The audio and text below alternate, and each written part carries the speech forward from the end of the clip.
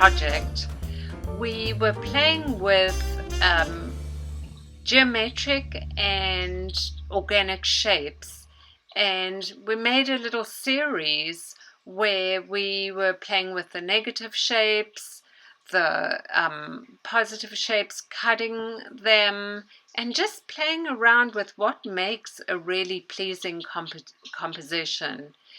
And then I suggested we could also use pen and marker to pull the pieces together.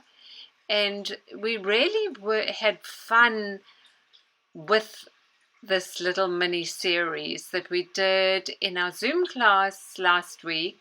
Had super fun, and you can see how they work together.